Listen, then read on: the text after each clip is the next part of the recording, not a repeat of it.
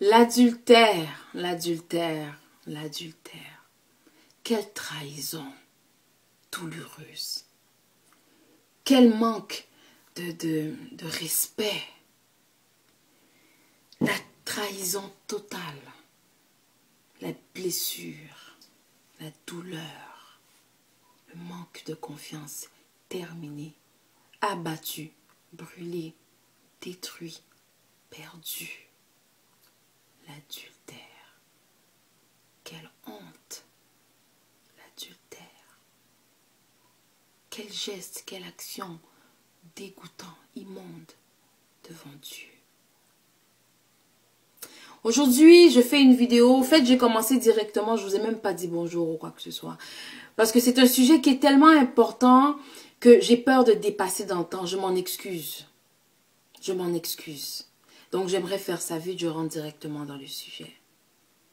Aujourd'hui, ça va être vraiment pour les hommes mariés ou les femmes mariées.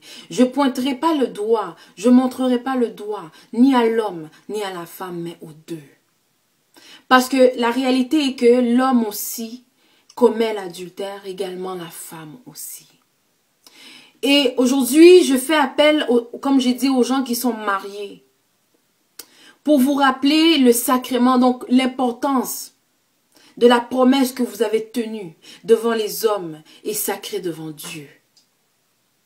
Pour le meilleur et pour le pire. Mais je vous ai aussi dit que dans une de mes vidéos, que nous avons l'obligation de faire confiance envers la personne avec qui nous vivons notre vie jusqu'à preuve de trahison. Jusqu'à preuve de trahison. Donc, aux hommes, si vous êtes actuellement en train de commettre l'adultère, bien sûr que dans beaucoup de mes vidéos, je vous invite à arrêter de vivre dans le passé, mais d'apprécier le moment présent et de vivre donc aujourd'hui et pour demain. Mais aujourd'hui, on va le faire au reculant. J'invite tous les hommes qui sont en train de commettre l'adultère. Hein? Je ne suis même pas en train de prévenir. Là, j'agis tac aux hommes qui sont en train de commettre l'adultère. Retourne en arrière. Aux femmes qui se livrent à l'adultère, retourne en arrière. C'est un comportement immonde, honteux devant Dieu, répugnant et détestable devant Dieu. Reconsidère-toi, retourne en arrière. Lorsque tu commets l'adultère, la confiance que je t'ai donnée est détruite. Et je dis je, mais prenez-moi en position du jeu de l'homme et du jeu de la femme. Hein? Donc, pour faire la part des choses. Quand je dis je suis en même temps un homme et je parle en même temps pour la femme. Pour tenir une relation, la clé du succès dans une relation, c'est la confiance. C'est avec la confiance qu'on apprend à construire et à bâtir. Mais que deviendra la relation lorsque tu me trahis? Qui dit adultère dit trahison. Qui dit adultère dit tromper. Tu m'as détruit ou tu m'as détruite. C'est une douleur inexplicable. Tu ne peux même pas décrire cette douleur. Et il n'y a pour moi, selon moi toujours, autant dans la position d'un homme ou d'une femme, rien qui peut justifier. Donc, qui peut justifier ce comportement.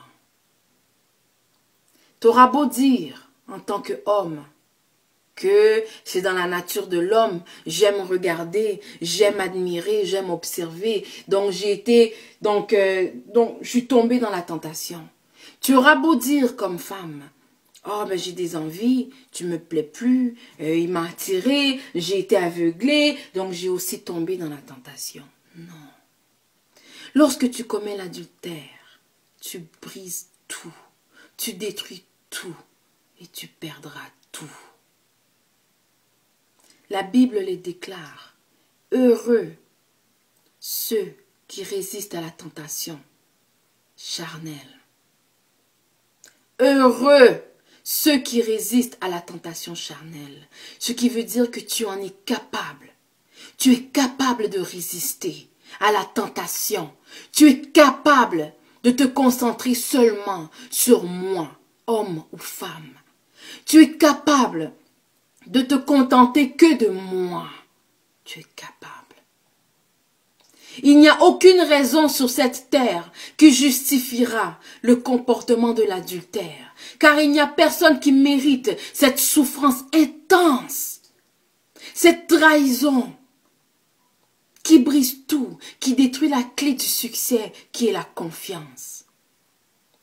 Si tu es incapable, alors laisse-moi, au lieu de me faire du tort, car selon moi toujours, oui, on peut pardonner à cette erreur grave. Mais selon moi, toujours, lorsqu'on ouvre la porte, on donne accès à une première erreur. Une deuxième va suivre, et peut-être même la troisième. Et ça y est, c'est le désordre total, le déséquilibre dans le foyer, la merde totale. Concentre-toi sur la femme qui est dans ton foyer. Concentre-toi sur l'homme qui est dans ton foyer. Lorsque tu es tenté par la chair de vouloir tromper ou par les pensées, par l'esprit, regarde plutôt ce qui te pousse à tromper cette personne avec qui tu partages ta vie. Qu'est-ce qui te pousse à la tromper? Fais-la s'asseoir et parle avec lui. Dans le dialogue, dans la communication, on arrange tout. Dans la compréhension, dans l'écoute, on arrange tout. Prends la peine de t'asseoir avec moi. Lorsque tu vois qu'il commence à avoir des défauts, des imperfections, des manquements, la maladresse, tout, assieds-toi avec moi. Parle avec moi. Enseigne-moi comment faire gaffe, comment faire attention, pour éviter que tu chutes dans cette tentation qui est impardonnable, qui est inoubliable, qui est difficile à digérer, à avaler. Cherche à créer un environnement, un aspect positif. Cherche à renouveler des trucs avec moi. Cherche à me créer à ton image au plus que possible, mais en me laissant garder aussi ma propre personne pour que je puisse rester moi-même. Ne me trahis pas. Ne me trahis pas. Car bien sûr, tout peut être pardonné dans la vie, mais rien n'est obligé d'être oublié. Donc j'ai le droit de te pardonner, mais encore j'ai le droit de ne pas oublier. Et sache que lorsque tu me trahis, sache que lorsque tu commets l'adultère, tout ce qui se fait dans la noirceur connaîtra la lumière. Tout ce que tu fais en cachette, quand même que moi, physiquement, je n'y suis pas là, mais lui qui est en haut, qui voit tout, qui sait tout, te regarde. Si tu as l'intention, ou si tu es en train de commettre l'adultère en ce moment, répands-toi. Il n'y a rien de mieux dehors que celle que tu as choisie de porter ton nom, de porter tes enfants, d'être ta femme, celle qui te représente, ou ton mari, d'être ton appui, d'être ta sécurité, ta source de chaleur, pardon. Il n'y a rien de mieux dehors, car je crois que pour avoir fait de moi ta femme, car je crois pour avoir fait de toi mon mari, je crois que j'ai pris le temps de t'étudier, de t'analyser. Alors j'ai su que tu étais mon égal, j'ai su que tu étais mon complémentaire, donc la personne qui me joint. Alors pourquoi maintenant changerais-je d'idée? Pourquoi est-ce que je voudrais te tromper avec une autre personne?